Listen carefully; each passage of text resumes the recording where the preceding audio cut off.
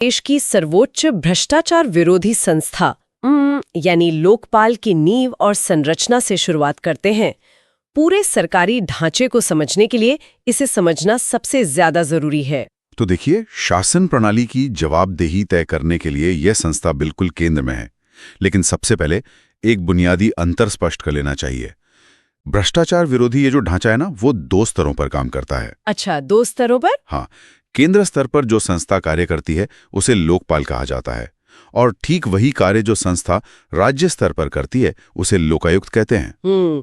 ये एक ऐसा सीधा तथ्य है जिसे अक्सर नजरअंदाज कर दिया जाता है। लोकपाल केंद्र के लिए और लोकायुक्त राज्य के लिए। बिल्कुल, और इसका कानूनी आधार वर्ष 2013 में पारित लोकपाल एंड लोकायुक्त एक्ट है। हाँ, 2013। ये वर्ष परीक्षाओं के लिए बहुत ही महत्वपूर्ण है। लेकिन जो चीज मुझे सबसे ज्यादा हैरान करती है वो है इस संस्था की संरचना। संरचना में क्या खास लगा आपको? मतलब 2013 के इस अधिनियम के तहत लोकपाल में एक अध्यक्ष होता है और अधिकतम 8 सदस्य हो सकते हैं। लेकिन असली पेंच इन 8 सदस्यों की नियुक्ति में है। हाँ, वहाँ एक बहुत बड़ा नियम लागू होता है। वही ना। क्या ऐसा नहीं है कि सरकार बस अपने पसंदीदा 8 पूर्व पुलिस अधिकारियों या नौकरशाहों को इस संस्थान में बिठा सकती है? नहीं, बिल्कुल नहीं। और मैं कहूंगा कि यही इस कानून की सबसे बड़ी खूबसूरती है। इन 8 सदस्यों की नियुक्ति किसी मनमाने तरीके से नहीं हो सकती। तो इसका क्या फॉर्मूला है? इस संरचना में संतुलन बनाए रखने के लिए एक बहुत ही सख्त फॉर्मूला लागू किया गया है। नियम यह है कि इन अधिकतम 8 सदस्यों में से ठीक 50% सदस्य न्यायिक पृष्ठभूमि से होने चाहिए। मतलब पूर्व जज या कानून के बड़े जानकार। एकदम सही। और जो बाकी के 50% सदस्य हैं, वे अनिवार्य रूप से अनुसूचित जाति, अनुसूचित जनजाति, अन्य पिछड़ा वर्ग, अल्पसंख्यक वर्ग और महिलाओं में से होने चाहिए। अरे वाह! जरा इसे एक उदाहरण से समझते हैं। इसे एक विशेष जांच टास्क फोर्स की तरह सोचिए। अगर किसी जांच एजेंसी में सिर्फ पुलिस वाले या सिर्फ वकील होंगे तो उनका नजरिया बहुत एकांगी हो जाएगा। बिल्कुल, वो सिर्फ कानूनी पन्नों तक सीमित रह जाएंगे। हाँ, लेकिन यहाँ 50-50 का फॉर्मूला है। एक तरफ वो लोग हैं जो कानून की बारीकियों को समझते हैं, जो ये सुनिश्चित करेंगे कि अदालत में कोई भी केस तकनीकी आधार पर खारिज न हो। और दूसरी तरफ वो लोग हैं जो समाज के हर वर्ग, हर हाशिए पर खड़े तबके का प्रतिनिधित्व करते हैं। सही कहा। ये विविधता ये सुनिश्चित करती है कि कोई भी फैसला किसी खास वर्ग के पक्ष में या एक तरफा ना हो। ये बहुत ही सटीक उदाहरण दिया आपने। देखिए, भ्रष्टाचार केवल एक कानूनी मुद्दा नहीं है, ये एक सामाजिक समस्या भी है जिसका सबसे ज्यादा असर समाज के कमजोर वर्गों पर पड़ता है। इसलिए उनका वहां होना बहुत जरूरी है। लेकिन यहाँ एक बहुत बड़ा सवाल खड़ा होता है।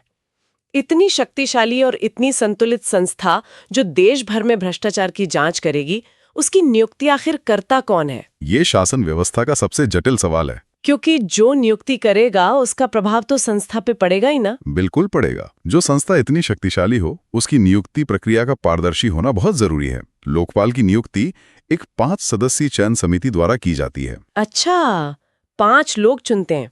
कौन कौन होते हैं इसमें? इस समिति में शामिल लोगों को देखिए। इसके अध्यक्ष स्वयं देश के प्रधानमंत्री होते हैं। उनके अलावा लोकसभा के अध्यक्ष, लोकसभा में विपक्ष के नेता, भारत के मुख्य न्यायाधीश या उनके द्वारा नामित कोई सर्वोच्च न्यायालय का जज और एक प्रमुख विधिवेत्ता शामिल होते हैं। एक सेकंड रुकिए, यहाँ एक बहुत बड़ा विरोधाभास नजर आ रहा है मुझे। कैसा विरोधाभास? प्रधानमंत्री उस समिति के अध्यक्ष हैं जो लोकपाल को चुन रही है, और वही लोकपाल कल को प्रधानमंत्री की जांच कर सकता है। क्या ये हितों का टकराव नहीं है? सतह पर देखने पर यह विरोधाभास लगता है। लेकिन असल में ये चेक एंड बैलेंस यानी नियंत्रण और संतुलन का एक बेहतरीन उदाहरण है। वो कैसे? प्रधानमंत्री तो वहां हैं ही। इसीलिए तो ये समिति सिर्फ प्रधानमंत्री के कैबिनेट मंत्रियों से नहीं बनी है। विपक्ष के नेता वहां मौजूद हैं ताकि सत्ता पक्ष मनमानी न कर सके। अच्छा, मतलब विपक्ष भी नजर रख रहा है। बिल्कुल। मुख्य न्यायाधीश वहां एक तटस्थ कानूनी अंपायर के रूप में बैठे हैं और लोकसभा अध्यक्ष विधायिका का प्रतिनिधित्व कर रहे हैं। ये सुनिश्चित करता है कि नियुक्त किया गया व्यक्ति किसी एक राजनीतिक दल का वफादार न होकर सर्वसम्मति से चुना गया हो। ये स्पष्टीकरण बहुत जरूरी था। अब समझ में आया कि ये 5 सदस्यीय समिति इस रूप में क्यों है। और अगर हम कार्यकाल की बात करें तो लोकपाल के अध्यक्ष और सदस्यों का कार्यकाल 5 वर्ष या 70 वर्ष की आयु तक निर्धारित किया गया है, जो भी पहले हो। ये 70 वर्ष की आयु सीमा काफी ज्यादा लगती है ना? आमतौर पर तो 60 या 65 रिटायरमेंट उम्र होती है। 70 वर्ष की आयु इसलिए रखी गई है क्योंकि न्यायिक पृष्ठभूमि के जो सदस्य आते हैं वे अक्सर सुप्रीम कोर्ट या हाई कोर्ट के सेवानिवृत्त जज होते हैं। ओहो, जिनकी सेवानिवृत्ति की आयु ही 65 वर्ष होती है। बिल्कुल। इतने ऊंचे स्तर की जांच के लिए जीवन भर का अनुभव चाहिए होता है, इसलिए उम्र सीमा 70 रखी गई है। ठीक है। अब जब नियुक्ति समिति इतनी उच्च स्तरीय है तो स्वाभाविक रूप से इस संस्था का अधिकार क्षेत्र भी बहुत व्यापक होगा। आइए उन तथ्यों पर नजर डालते हैं जो इस संस्था की असली ताकत दिखाते हैं। हाँ, तो चलिए इसके अधिकार क्षेत्र यानी ज्यूरिसडिक्शन की बात करते हैं। कहाँ? इसके दायरे में आता कौन कौन है? लोकपाल के दायरे में देश के प्रधानमंत्री आते हैं, हालांकि कुछ अपवादों और सुरक्षा संबंधी शर्तों के साथ। सभी केंद्रीय मंत्री, संसद के दोनों सदनों के सांसद और केंद्र सरकार के ग्रुप ए, बी, सी और डी के सभी कर्मचारी इसके दायरे में आते हैं। मतलब ऊपर से लेके नीचे तक सब कवर हो गए? बिल्कुल। लेकिन इसकी असली ताकत सिर्फ इसके दायरे में नहीं है, बल्कि इसके काम करने के तरीके में है। हाँ, स्रोतों से जो सबसे चौंकाने वाला तथ्य सामने आता है वो ये है कि लोकपाल सीधे सीबीआई को निर्देश दे सकता है। सामान्यतः तो सीबीआई सरकार के अधीन काम करती है ना? हाँ, बिल्कुल करती है। तो क्या लोकपाल सीबीआई का बॉस बन जाता है? एक तरह से हाँ। अगर लोकपाल किसी मामले की जांच सीबीआई को सौंपता है तो उस विशिष्ट मामले में सीबीआई लोकपाल के प्रति जवाबदेह होती है, न कि सरकार के प्रति। अरे वाह! और तो और, जिस अधिकारी को वो जांच सौंपी गई है, सरकार लोकपाल की अनुमति के बिना उस अधिकारी का तबादला तक नहीं कर सकती। ये तो बहुत बड़ी बात है। हमने अक्सर देखा है फिल्मों में या असल जिंदगी में कि जैसे ही कोई ईमानदार अफसर किसी बड़े घोटाले की जांच के करीब पहुंचता है, उसका तुरंत कहीं दूर ट्रांसफर कर दिया जाता है। एकदम सही। इस प्रावधान ने उस पुराने हथकंडे को ही खत्म कर दिया। यही कारण है कि ये परीक्षा के लिए इतना महत्वपूर्ण टॉपिक बन जाता है। अब लोकपाल की इतनी व्यापक शक्ति और दायरे को समझने के बाद एक बहुत बड़ी वैचारिक समस्या आती है। वो क्या? अक्सर छात्र इसे अन्य आयोगों के साथ मिलाने की गलती करते हैं। इसलिए अब मुझे लगता है कि संवैधानिक और वैधानिक संस्थाओं के बीच के अंतर को स्पष्ट करने का समय आ गया है। हाँ, ये प्रारंभिक परीक्षा के जो जाल होते हैं, उन्हें तोड़ने का यही सही वक्त है। यह हिस्सा किसी भी परीक्षा की तैयारी की रीढ़ है। बिल्कुल, क्योंकि परीक्षा सेट करने वाले हमेशा इसी अंतर का फायदा उठाकर भ्रम पैदा करते हैं। चलिए फिर मिथक बनाम तथ्य के जरिए इन जालों को काटते हैं। सबसे पहला और सबसे आम मिथक जो अक्सर छात्रों को भ्रमित करता है, लोग सोचते हैं कि लोकपाल इतनी शक्तिशाली संस्था है तो ये निश्चित रूप से एक संवैधानिक संस्था होगी। और इसका तथ्य ये है कि नहीं, लोकपाल कोई संवैधानिक संस्था नहीं है। बिल्कुल नहीं। ये 2013 के अधिनियम द्वारा स्थापित एक वैधानिक संस्था है, यानी स्टैट्यूटरी बॉडी। एकदम सही। दूसरा बड़ा मिथक जो अक्सर प्रश्न पत्रों में दिखता है वो ये है कि राष्ट्रीय मानवाधिकार आयोग यानी एनएचआरसी एक संवैधानिक संस्था है। ये भी बहुत कॉमन डाउट है। लेकिन वास्तविकता ये है कि ये भी एक गैर संवैधानिक और वैधानिक संस्था है जो 1993 के protection of human rights act पर आधारित है। इसी तरह एक और मिथक है। अक्सर कहा जाता है कि संघ लोक सेवा आयोग यानी यूपीएससी के सदस्यों को राज्य का राज्यपाल नियुक्त करता है। ये तो पूरी तरह से गलत है। हाँ, तथ्य ये है कि यूपीएससी के सदस्यों की नियुक्ति भारत के राष्ट्रपति द्वारा की जाती है। राज्यपाल की भूमिका राज्य लोक सेवा आयोग में होती है, न कि संघ स्तर पर। और एक आखिरी मिथक जिस पर ध्यान देना बहुत जरूरी है, नियंत्रक एवं महालेखा परीक्षक यानी कैग की नियुक्ति संसद करती है। ये एक बहुत बड़ा भ्रम है। तो असलियत क्या है? कैग की नियुक्ति भी राष्ट्रपति द्वारा ही की जाती है, संसद द्वारा नहीं। इन सारे मिथकों को तोड़ने के बाद एक बहुत ही बुनियादी सवाल पर वापस आते हैं।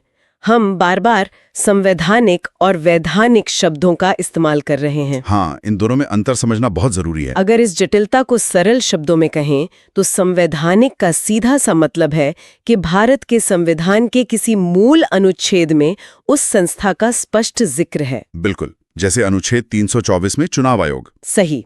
और वैधानिक का अर्थ है कि उस संस्था का जिक्र मूल संविधान में नहीं था, बल्कि संसद ने उसके लिए एक अलग कानून या अधिनियम पास करके उसे स्थापित किया है। और गैर संवैधानिक संस्थाएं भी होती हैं, जैसे नीति आयोग। वे ना तो संविधान में हैं और ना ही संसद के किसी अधिनियम द्वारा स्थापित हैं। वो सरकार के कार्यकारी आदेश से बनती हैं। परिभाषा तो बिल्कुल स्पष्ट हो गई, लेकिन मैं सोच रही थी कि ये समझना इतना मायने क्यों रखता है। आखिर किसी संस्था के संवैधानिक या वैधानिक होने से असल जिंदगी में क्या फर्क पड़ता है? ये एक बहुत ही शानदार सवाल है। दोनों ही संस्थाएं काम कर रही हैं, तो इस लेबल का महत्व क्या है? सारा महत्व सुरक्षा कवच का है। सुरक्षा कवच मतलब कैसे?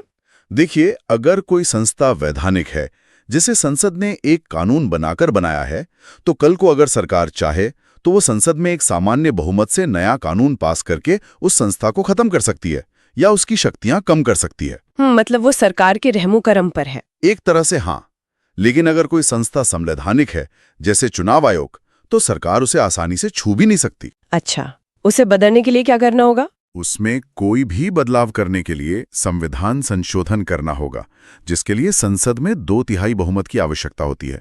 और आप जानती हैं, 2/3 बहुमत जुटाना बेहद मुश्किल काम है। तो इसका मतलब है कि संवैधानिक दर्जा किसी संस्था को राजनीतिक उथल-पुथल से पूरी तरह से सुरक्षित कर देता है। बिल्कुल, संवैधानिक दर्जा एक प्रकार का अभेद्य कवच है। ये एक बहुत बड़ा आहा मोमेंट है। अब समझ में आया कि यह अंतर सिर्फ तकनीकी नहीं है, बल्कि संस्था के अस्तित्व से जुड़ा है। बिल्कुल सही पकड़े आप। अब जब ये साफ हो गया है कि कौन सी संस्था संवैधानिक है और कौन सी वैधानिक, तो आइए उन विशिष्ट अनुच्छेदों और वर्षों पर वार करते हैं जो सीधे परीक्षा के प्रश्न पत्र में छपते हैं। चलिए शुरू करते हैं। सबसे पहले संवैधानिक आयोगों की सूची में लेते हैं यूपीएससी को। इसका संवैधानिक आधार अनुच्छेद 315 से 323 के बीच है। 315 से 323। हाँ, इसकी संरचना में एक अध्यक्ष और अन्य सदस्य होते हैं, जिनकी नियुक्ति राष्ट्रपति करते हैं। और इसका मुख्य कार्य तो हम सब जानते ही हैं, सिविल सेवा परीक्षा का संचालन करना और भर्ती के मामलों में सरकार को सलाह देना। और जैसा कि पहले बताया गया, राज्य स्तर पर यही काम स्टेट पीएससी करती है, जहां नियुक्ति राज्यपाल द्वारा की जाती है। अगला बेहद महत्वपूर्ण आयोग है निर्वाचन आयोग।